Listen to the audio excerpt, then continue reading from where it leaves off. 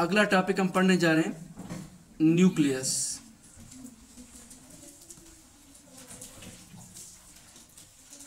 अगला टॉपिक है न्यूक्लियस।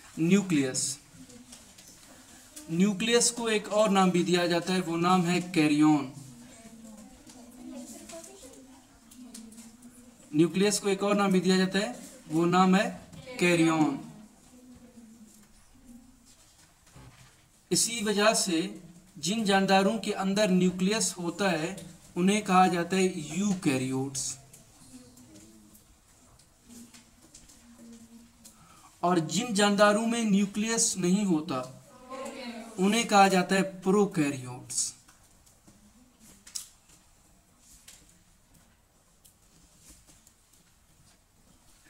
तकरीबन 1831 की बात है, 1831 की बात है। एक साइंटिस्ट थे, उनका नाम था रॉबर्ट ब्राउन। उन्होंने न्यूक्लियस को डिस्कवर कर दिया।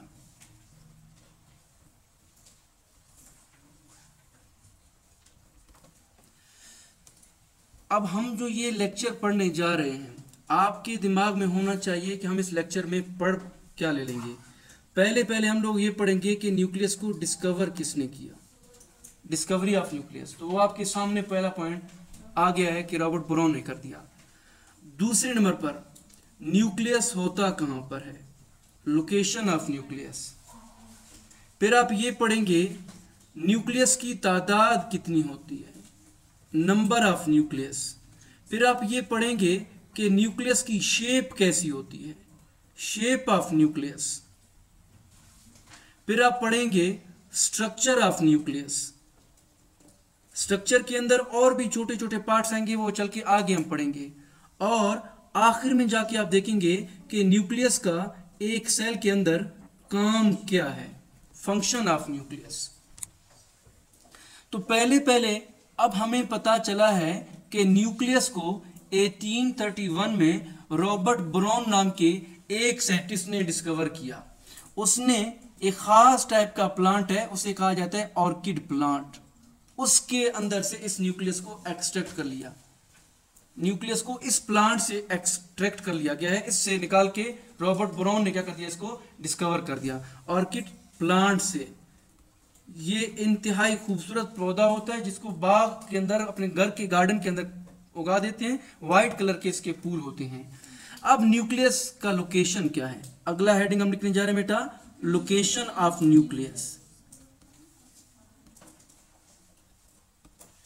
जरा देखिएगा इस डायग्राम की तरफ। लेट सपोज ये एक एनिमल का सेल है और ये एक प्लांट का सेल है। एनिमल के सेल में भी न्यूक्लियस मौजूद है, प्लांट के सेल में भी न्यूक्लियस मौजूद है, होगा, जरूर होगा, लेकिन जगह का फर्क है। एनिमल के सेल को जब आप खोल के देखेंगे तो एनिमल के सेल में न्यूक्लियस सेंटर में होता है, प्लांट के सेल के अंदर न्यूक्लियस एक कोने में पड़ा होता है। तो हम ये बात यहां पर लिखेंगे कि जो एनिमल का सेल है उसमें न्यूक्लियस बीच में पड़ा होता है, सेंटर में होता है। अलबत्ता जो प्लांट्स के न्यूक्लियस हैं उनके अंदर जब आप देखेंगे तो हम लोग कह देंगे कि एक कोने में पड़ा होता है। सवाल ये बनता है कि ये प्लांट का न्यूक्लियस क्यों कोने में चला गया है, क्योंकि प्लांट के सेल के अंदर जब आप देखेंगे तो आपको यहां पर एक बड़े साइज का वैक्यूल नजर आएगा आपको। तो अगर देखिएगा प्लांट के सेल के अंदर क्योंकि क्या होता है, एक लार्ज वैक्यूल होता है।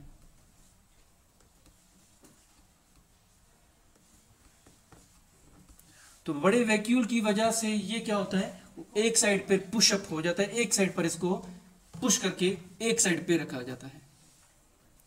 अब हम पढ़ने जा रहे हैं नंबर ऑफ न्यूक्लियस, कि अमूमन सेल के अंदर कितने न्यूक्लियस होते हैं। इंपॉर्टेंट हेडिंग है number of nucleus.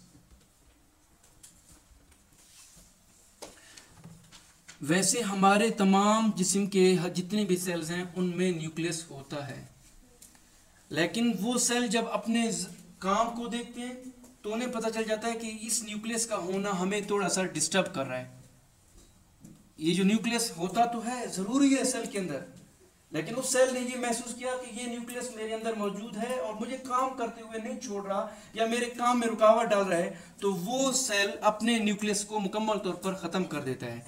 For example बेटा, आप अपने बॉडी के अंदर रेड ब्लड सेल्स को देखेंगे, रेड ब्लड सेल्स को देखेंगे तो रेड ब्लड सेल्स के अंदर कोई न्यूक्लियस नहीं होता।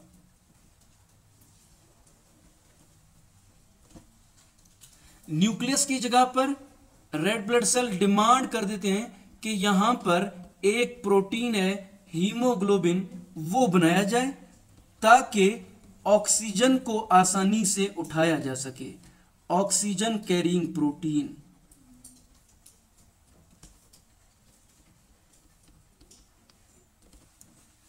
तो क्या हो रहा है बेटा, रेड ब्लड सेल्स ने अपने अंदर के न्यूक्लियस को खत्म कर दिया, पहले था फिर उन्होंने खत्म कर दिया, मैच्योर जब हो गए तो इनका न्यूक्लियस खत्म हो गया। उसकी जगह पर एक खास प्रोटीन इन्होंने बनाया जो ऑक्सीजन को लंग्स से उठा के पूरे बॉडी के टिश्यूज तक इसको लेके जाता है। वहां पर बेटा जब आप लोग प्लांट के सेल के अंदर देखेंगे, जाइलम के सेल्स के अंदर देखेंगे, प्लांट में जाइलम के अंदर 3 तरह के सेल्स होते हैं, उनमें से एक को कहा जाता है sieve tubes.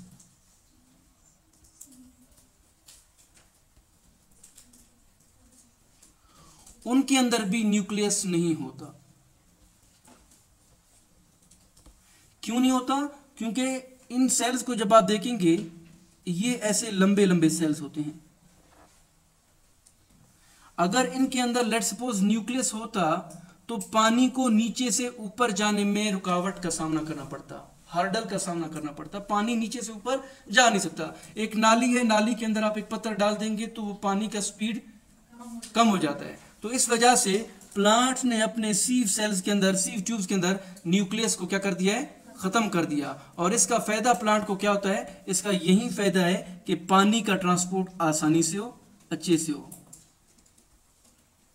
Transport of water आसानी से हो। इसी अंदाज में बेटा कुछ जानदार ऐसे होते हैं जिन्होंने अपने सेल के अंदर 2 न्यूक्लियस बनाए हैं, 2 न्यूक्लियस बनाए हैं, डाई न्यूक्लियस या बाई न्यूक्लियस। कुछ जानदार ऐसे हैं जिन्होंने अपने सेल के अंदर पहले कोई भी नहीं था, अमूमन एक होता है, कुछ में बिल्कुल था ही नहीं। तो कुछ ऐसे भी जानदार हैं जिन्होंने अपने सेल्स के अंदर 2 न्यूक्लियस बना दिए।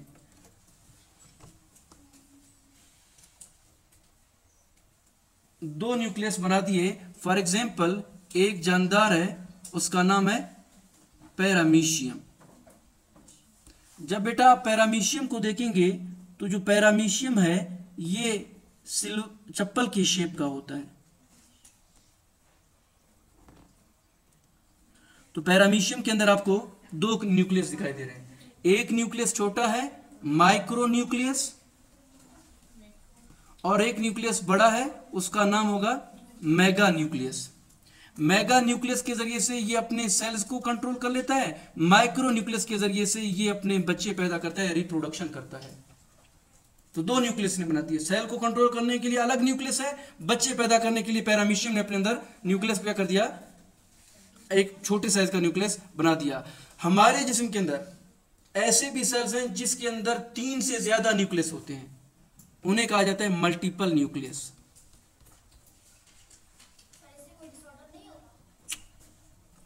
फायदा होता है मल्टीपल न्यूक्लियस।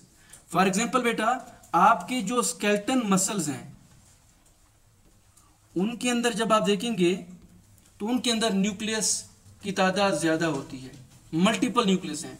हो सकता है उसमें 3 हो सकता है उसमें 4 हो, न्यूक्लियस की तादाद उनमें ज्यादा होता है।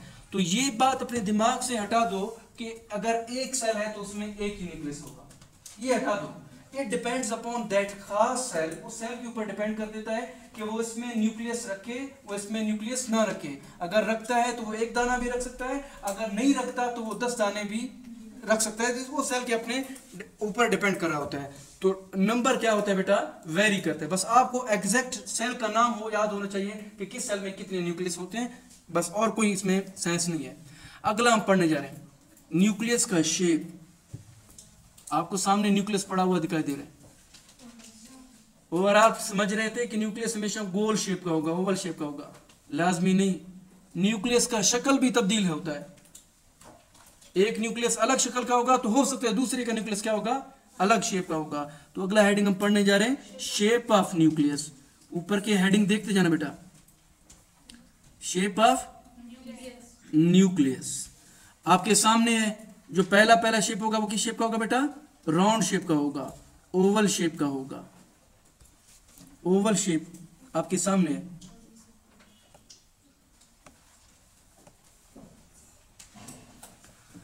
इसी तरह आप अपने बॉडी के अंदर देखेंगे जो आपका स्किन है वो खास सेल से बना है। उस सेल्स को कहा जाता है स्क्वेमस एपिथेलियम। कभी पढ़ा था इसका नाम, स्क्वेमस एपिथेलियम। जो आपका स्किन है वो खास सेल से बना हुआ है, उसे नाम दिया जा रहा है स्क्वेमस एपिथेलियम। जब आप स्क्वेमस सेल्स के अंदर न्यूक्लियस को देखेंगे तो वो यूं गोल होने के बजाय लंबा है, एलिप्टिकल शेप का होता है। तो हम अगला लिखने जा रहे हैं, इस शेप का न्यूक्लियस एलिप्टिकल। और ये किस में होता है बच्चे, स्क्वेमस सेल्स में होता है।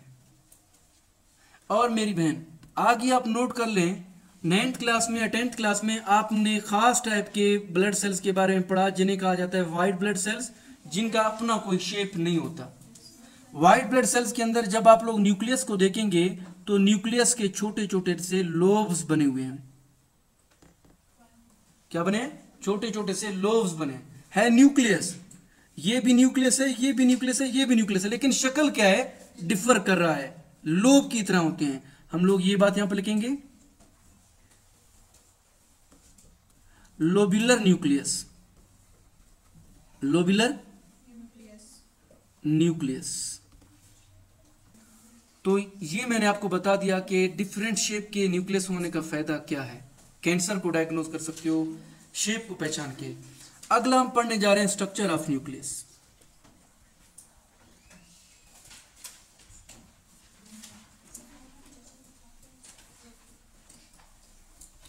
अगला हेडिंग क्या है बेटा, स्ट्रक्चर ऑफ न्यूक्लियस। अच्छा, जिधर भी आप लोग स्ट्रक्चर को देखेंगे तो आप समझ जाना कि उसका मतलब क्या होगा कि आपने उसके पार्ट्स पढ़ने हैं कि उस न्यूक्लियस के अंदर क्या क्या चीजें होती हैं। तो जब हम लोग न्यूक्लियस को देखते हैं तो न्यूक्लियस के डिफरेंट पार्ट्स हैं, न्यूक्लियस के डिफरेंट पार्ट्स होते हैं। फॉर एग्जांपल पहले जब आप न्यूक्लियस को देखेंगे तो न्यूक्लियस के पहले पार्ट को कहा जाएगा न्यूक्लियर मेम्ब्रेन। जो पहला पार्ट है उसे क्या कहा जाएगा, न्यूक्लियर मेम्ब्रेन।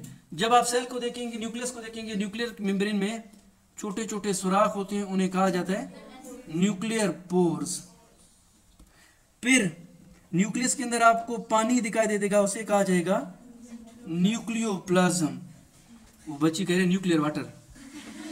अगला पॉइंट, न्यूक्लियोप्लाज्म के अंदर आपको एक दाना नजर आएगा, ग्रेन्यूल नजर आएगा, उसे कहा जाएगा न्यूक्लियोलस। और आपको छोटे छोटे धागे दिखाई दे देंगे, उन्हें कहा जाता है क्रोमेटिन। उन्हें क्या कहा जाता है, क्रोमेटिन कहा जाता है। कुछ बच्चियां कह रहे हैं क्रोमोसोम्स। क्रोमोसोम्स और क्रोमेटिन में फर्क होता है, वो अभी हम देखेंगे कि क्या फर्क होता है। तो ओवरऑल जब आप लोग स्ट्रक्चर ऑफ न्यूक्लियस को देखेंगे तो आपको यहाँ पर डिफरेंट पार्ट्स नजर आते हैं। पहला पार्ट न्यूक्लियर मेम्ब्रेन, दूसरा पार्ट न्यूक्लियर पोर्स, तीसरा पार्ट न्यूक्लियोप्लाज्म, चौथा न्यूक्लियोलस और क्रोमेटिन। अब हमने इन तमाम पार्ट्स को 1 बाय 1 डिटेल में पढ़ना होगा। ये तमाम पार्ट्स हैं, इनको डिटेल में पढ़ना होगा। तो इनको पढ़ने के लिए आपको एक बार न्यूक्लियस का डायग्राम ड्रा करना होगा। बेटा ये एक सेल है और ये इसी सेल में मौजूद इसका न्यूक्लियस है। अब हम चूंकि न्यूक्लियस को पढ़ना चाह रहे हैं तो हमने इस न्यूक्लियस को यहां से निकालना है और इसी न्यूक्लियस को बाहर ड्रा करना है या इसको उठा के माइक्रोस्कोप के नीचे रखना है। तो चूंकि हम इस न्यूक्लियस को सेल से निकाल रहे हैं तो लेट्स सपोज मैंने इसको यहां से उठाया और इसको मैंने यहां से उठा के बाहर लेके आया और यहां पे रख रहा हूं। अब चूंकि मैं इसको माइक्रोस्कोप के नीचे रख के पढ़ रहा हूं तो अब मुझे ये इनलार्ज नजर आएगा, ये बड़ा नजर आएगा। तो जब मैं न्यूक्लियस को सेल से बाहर करके माइक्रोस्कोप के नीचे रख के देखता हूं तो मुझे पता चल जाता है कि जो न्यूक्लियस है उसके गिर्द एक बाउंड्री है जिसके 2 लेयर हैं। न्यूक्लियस के गिर्द एक बाउंड्री है जिसके 2 लेयर हैं।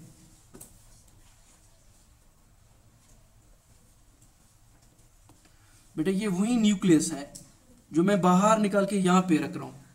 तो न्यूक्लियस के गिर्द मैंने देखा एक बाउंड्री है जिसके 2 लेयर हैं, तो इस बाउंड्री का नाम होगा न्यूक्लियर मेम्ब्रेन। तुम कह देंगे ये क्या है भाई? It is a boundary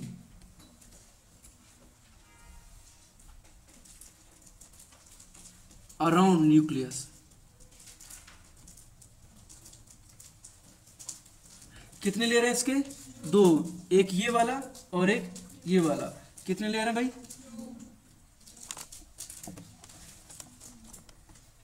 2 layer हैं,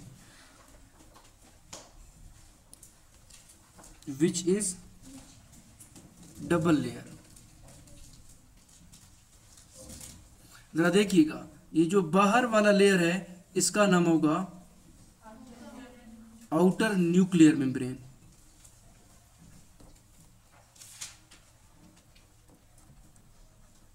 और जो अंदर की तरफ है उसे क्या कहा जा रहा है? Inner nuclear membrane. Inner nuclear membrane. The outermost is called outer nuclear membrane, outer nuclear membrane, और जो अंदर होगा उसे क्या कहा जाएगा?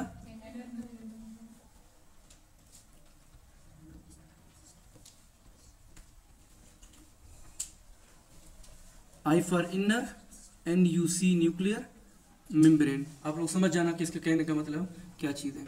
बेटा आप वहां पर देख रहे हैं कि आउटर न्यूक्लियर मेम्ब्रेन और इनर न्यूक्लियर मेम्ब्रेन के बीच में एक स्पेस दिखाई दे रहा है।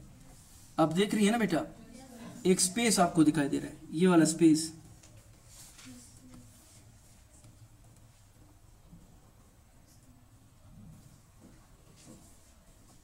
एक स्पेस आपको दिखाई दिया? बेटा ये जो स्पेस है इसका नाम होगा पेरी न्यूक्लियर स्पेस। क्या नाम है इसका? Perinuclear space. इस स्पेस का नाम होगा perinuclear space. The space between outer nuclear membrane and inner nuclear membrane, inner nuclear membrane is called as perinuclear space।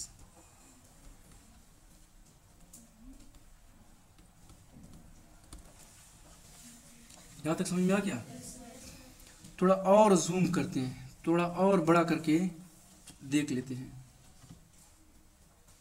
जब हम न्यूक्लियस को और जूम करके देखते हैं तो हमें पता चल जाता है कि जो न्यूक्लियर मेम्ब्रेन है इसमें जगह जगह पर छोटे छोटे कट लगे हुए हैं, जिनकी वजह से न्यूक्लियर मेम्ब्रेन में होल्स होते हैं, सुराख होते हैं। न्यूक्लियर मेम्ब्रेन में होल होते हैं, सुराख होते हैं बेटा। इन सुराखों को नाम दिया जा रहा है न्यूक्लियर पोर्स का। इन सुराखों को नाम दिया जा रहा है न्यूक्लियर पोर्स का नाम दिया जा रहा है। ये सुराख होते हैं, इन्हें क्या कहा जा रहा है? न्यूक्लियर पोर्स का नाम दिया जा रहा है। ये छोटे छोटे सुराख हैं, ये जो सुराख है इस सुराख का नाम होगा nuclear pores.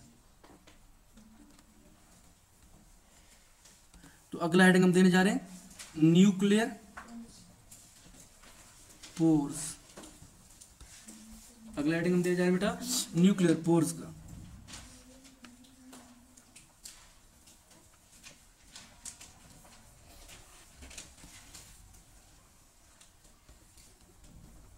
There are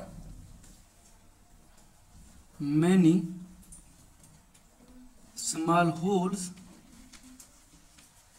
in nuclear membrane called as nuclear pores, called as nuclear pores। इसी जुमले के अंदर मैंने 2 पॉइंट लिख दिए, मैनी स्मॉल। सवाल बनता है कि न्यूक्लियर पोर्स की तादाद कितनी होती है। तकरीबन न्यूक्लियर पोर्स को सेल्स के अंदर देखते हैं तो इनकी तादाद 1000 से 10,000 तक चली जाती है। 1000 से 10,000 तक इनकी तादाद चली जाती है। और फिर मैंने कहा ये छोटे होते हैं। कितने छोटे होते हैं? इंतहाई छोटे होते हैं। उसकी वैल्यू को मापने के लिए हम आर्मस्ट्रॉन्ग यूनिट को यूज करते हैं। तो ये तकरीबन ये जो छोटे छोटे सुराख हैं,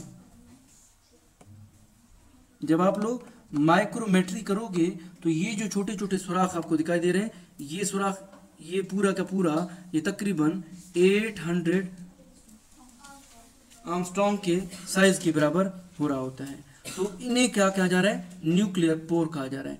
चलिए मैं इस डायग्राम को थोड़ा सा नीचे ड्रैग करके लेके आता हूं ताकि इस डायग्राम के साथ साथ हम चलते रहें।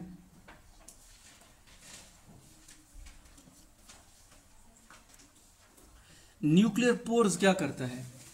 ये सुराख यहाँ पर क्यों अल्लाह ने बनाए? न्यूक्लियस है, न्यूक्लियस के अंदर ये सुराख क्यों है? इन्हीं सुराख के जरिए से बाहर से चीज अंदर जाएगा, अंदर से चीज बाहर आएगा। तो हम ये बात लिखेंगे, it allows transport of material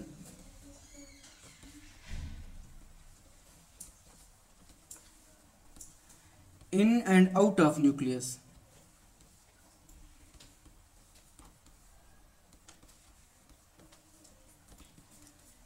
और अगर हम लोग इन्हीं सुराख के जरिए से अंदर दाखिल हो जाएं, इन्हीं सुराख के जरिए से अंदर दाखिल हो जाएं, तो हमें पता चलेगा कि ये जो सेल है इसके अंदर इंतहाई गाढ़ा फ्लूइड रखा हुआ है। ये जो न्यूक्लियस है इसके अंदर एक डेंस फ्लूइड रखा हुआ है। इस डेंस फ्लूइड का नाम होगा न्यूक्लियोप्लाज्म। अगला हेडिंग है न्यूक्लियोप्लाज्म। तो कोई आपसे पूछे न्यूक्लियोप्लाज्म क्या है, तो आप कह देना dense fluid in nucleus, dense fluid in nucleus. तो वो आपसे पूछेगा कि ये क्यों गाढ़ा है, तो आप कह देना ये इस वजह से गाढ़ा है कि इसके अंदर बहुत ही इंपॉर्टेंट एंजाइम्स होते हैं। वो आपसे पूछेगा कि कौन कौन से एंजाइम्स होते हैं, तो आप कह देना डीएनए पॉलीमरेज और आरएनए पॉलीमरेज। ये 2 खास एंजाइम्स होते हैं। एक को कहा जाता है डीएनए पॉलीमरेज, एक को कहा जा रहा है आरएनए पॉलीमरेज, जो आगे चल के रेप्लिकेशन, ट्रांसक्रिप्शन, ट्रांसलेशन के प्रोसेस को करने में हेल्प कर रहे होते हैं। तो बेटा ये देखिएगा, ये न्यूक्लियोप्लाज्म है। जहां पे इस वक्त कर्सर घूम रहा है ये न्यूक्लियोप्लाज्म है। इस न्यूक्लियोप्लाज्म के अंदर जब आप देखेंगे, यहां पर आपको बेइंतहा एंजाइम्स नजर आएंगे। ये जो एंजाइम्स हैं इन्हें कहा जाता है डीएनए और आरएनए पॉलीमरेज कहा जाता है। तो ये आपका न्यूक्लियोप्लाज्म हो गया। इसके अलावा और क्या क्या होता है? एंजाइम्स के अलावा इसमें कुछ मिनरल आयंस होते हैं। इसमें क्या होते हैं बेटा? मिनरल्स आयन होते हैं, एम आयंस। फॉर एग्जांपल इसके अंदर जब आप देखेंगे तो आपको इसमें मैग्नीशियम दिखाई दे देगा। आप इसमें देखेंगे आपको इनके अंदर मैंगनीज के भी आयंस दिखाई दे देंगे। आपके न्यूक्लियोप्लाज्म के अंदर एंजाइम्स होते हैं, आपके न्यूक्लियोप्लाज्म के अंदर मैग्नीशियम और मैंगनीज भी आपको दिखाई दे देंगे। इसके अलावा और क्या क्या चीजें होती हैं? और भी बहुत सारी चीजें होती हैं। फॉर एग्जाम्पल आगे चल के आप पढ़ेंगे मैसेंजर आरएनए, वो यहां पर भी होता है। आर्जी तौर पर यहां पर ट्रांसफर आरएनए भी होता है और राइबोसोमल आरएनए भी यहां पर मौजूद होते हैं। यहां पर इस बीच में ये फ्लूइड न्यूक्लियोप्लाज्म के अंदर ये लोग तैर रहे होते हैं। आर्जी तौर पर ये यहां पर होते हैं, लेकिन बाद में ये messenger RNA, transfer RNA, ribosomal RNA वो न्यूक्लियर पोर्स के जरिए से बाहर निकल के जाते हैं और राइबोसोम्स को कहते हैं कि प्रोटीन को जनरेट कर लो। ठीक है ना बेटा, यहां तक क्लियर है? अगला हम पढ़ने जा रहे हैं न्यूक्लियस के सेंटर में जब आप देखेंगे, न्यूक्लियस के सेंटर में जब आप देखेंगे तो यहां पर आपको एक छोटा सा दाना नजर आएगा, आपको एक छोटा सा दाना नजर आएगा। इस छोटे से दाने का नाम होगा न्यूक्लियोलस। इस छोटे का क्या नाम होगा भाई? न्यूक्लियोलस इसका नाम होगा। तो न्यूक्लियोलस, अगला हेडिंग हम पढ़ने जा रहे हैं, न्यूक्लियोलस।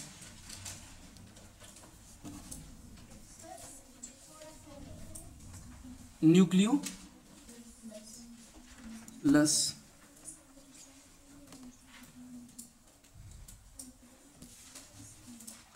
न्यूक्लियस क्या है भाई? एक छोटा सा दाना है, a small granule, a small granule in nucleus. Nucleus के अंदर एक छोटा सा दाना होता है भाई। ये छोटा सा दाना किस चीज से बना हुआ है? Made up of RNA and protein, RNA plus protein. ये छोटा छोटा दाना किस चीज से बना बेटा? आरएनए और प्रोटीन से बना हुआ है। न्यूक्लियस तो हो गया, अब थोड़ा सा आपका तवज्जो मुझे चाहिए।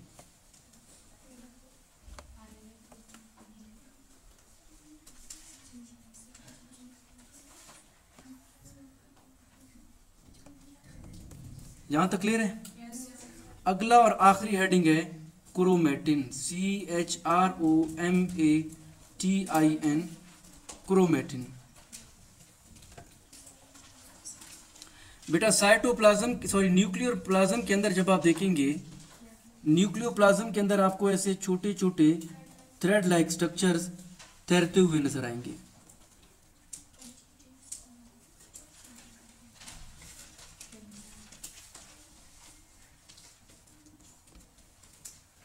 थ्रेड लाइक स्ट्रक्चर होते हैं जो न्यूक्लियस के अंदर ऐसे तैर रहे होते हैं।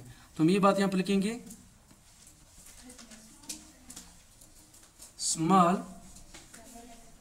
थ्रेड लाइक स्ट्रक्चर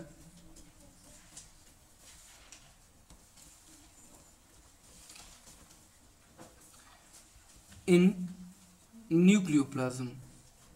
न्यूक्लियोप्लाज्म के अंदर इंतहाई छोटे छोटे थ्रेड लाइक स्ट्रक्चर्स होते हैं। ये थ्रेड लाइक स्ट्रक्चर दो चीजों से बने हुए हैं, मेड अप ऑफ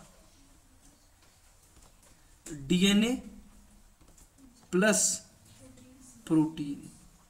जब आप लोग इस थ्रेड लाइक स्ट्रक्चर्स को उठा के बाहर निकालेंगे, ये जो थ्रेड लाइक स्ट्रक्चर है इसको आप लोग बाहर निकाल के देखेंगे तो ये जो थ्रेड लाइक स्ट्रक्चर होगा वो ये वाला जो मैंने ऊपर निकाल के लेके गया, ये किस चीज से बना है बेटा? डीएनए और प्रोटीन से बना होता है। अब याद रखना कितने थ्रेड लाइक स्ट्रक्चर हैं? काउंटलेस हैं, हम इन्हें गिन नहीं सकते। जो थ्रेड लाइक स्ट्रक्चर है दीज आर काउंटलेस, हम इन्हें गिन नहीं सकते। अब थ्रेड लाइक स्ट्रक्चर एक दूसरे के ऊपर लिपटना शुरू कर लेते हैं, क्वाइल हो जाना शुरू कर लेते हैं। क्वाइल होते जाते हैं, एक बार, दो बार, तीन बार, चार बार, मुसलसल क्वाइल होते जाते हैं और ये तमाम थ्रेड लाइक स्ट्रक्चर एक दूसरे के साथ लिपट जाते हैं, एक दूसरे के साथ। फॉर एग्जांपल ये भी एक थ्रेड लाइक स्ट्रक्चर है जो सेल के अंदर पड़ा हुआ है, ये भी एक थ्रेड लाइक स्ट्रक्चर है जो सेल के अंदर पड़ा हुआ है, क्रोमेटिन, ये भी क्रोमेटिन है, ये भी क्रोमेटिन है। अब ये आके इसके साथ लिपटेगा, फिर वो आके इसके साथ लिपटेगा, फिर ये जाके उनके साथ लिपटेगा और एट दी एंड में जाके सेल के अंदर चार टांगों की एक स्ट्रक्चर बनाएगा। इस स्ट्रक्चर का नाम होगा क्रोमोसोम। जब ये थ्रेड की तरह होंगे तो उन्हें क्या कहा जा रहा है? क्रोमेटिन कहा जा रहा है। और जब ये चार टांगों की शक्ल का होगा तो उसे क्या कहा जाएगा? क्रोमोसोम्स कहा जाएगा। और ये कब लिपट जाते हैं? ये एक दूसरे के ऊपर लिपटते कब हैं? सेल डिवीजन के दौरान। इस अमल को क्या कहा जाता है? कंडेंसेशन कहा जाता है। Coiling of chromatin network over one and other is called as condensation. कि क्रोमेटिन एक दूसरे के ऊपर जब लिपटते जाएंगे तो इस अमल को क्या कहा जाएगा? कंडेंसेशन कहा जाएगा। तो हम ये पॉइंट यहां पर लिखेंगे ताकि हमें भूले नहीं। Upon condensation during cell division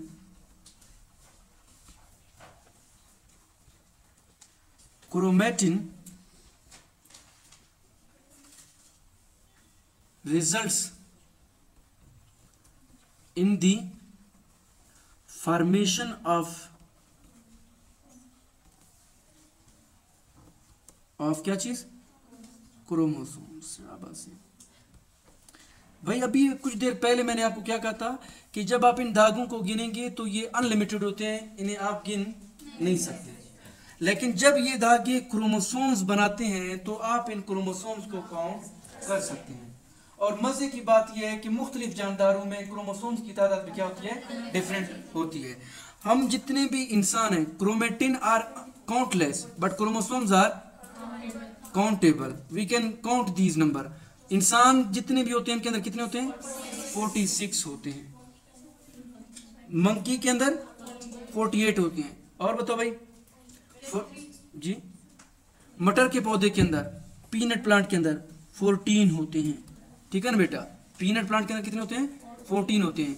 onion के अंदर 16 होते हैं। तो मुख्तलिफ पौधों और मुख्तलिफ जानवरों के अंदर क्रोमोसोम्स की तादाद मुख्तलिफ होती है। अब ये हेडिंग भी हो गया। पहला हेडिंग ऊपर जरा देखिएगा, मैंने क्या कहा था, न्यूक्लियस की डिस्कवरी, किसने डिस्कवर किया। फिर न्यूक्लियस की तादाद, के कुछ सेल ऐसे होते हैं जिनमें एक होता है तो कुछ में कोई भी न्यूक्लियस नहीं होता। वो एग्जांपल मैंने आपको बता दिया किस में होता है किस में नहीं होता। फिर किसी में ज्यादा होते हैं। फिर न्यूक्लियस की शेप के बारे में मैंने पढ़ा।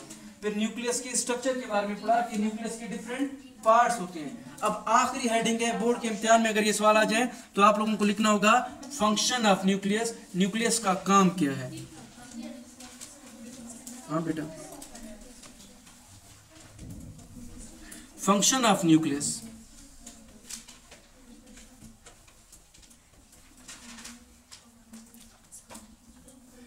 न्यूक्लियस पूरे सेल को कंट्रोल करता है।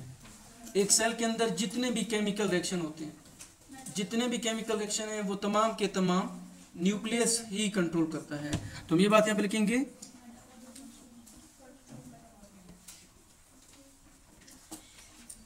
it controls all metabolism of cell, all metabolism of cell। अगला पॉइंट, it controls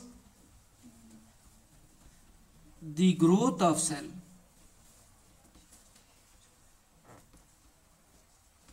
सेल की ग्रोथ को ये कंट्रोल करता है। अगला पॉइंट आप लिखिएगा, it has the genetic material. क्या होता है जेनेटिक मटीरियल? अभी एक लड़की ने कहा था डीएनए एंड आरएनए।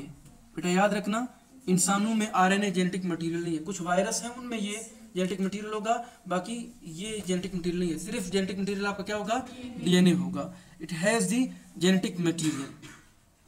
इसी की मदद से एक सेल के अंदर क्या होगा, प्रोटीन बनाएगा। It forms protein in a cell. ये सेल के अंदर प्रोटीन बनाएगा। बल्कि बेटा यहां पे लिखें इट डायरेक्ट्स, फॉर्म की बजाय लिखें इट डायरेक्ट्स, क्योंकि बनाता तो राइबोसोम है, इसके मशवरे से बनाता है। It directs to form, it directs to form protein in a cell. एक सेल के अंदर ये प्रोटीन बनाता है।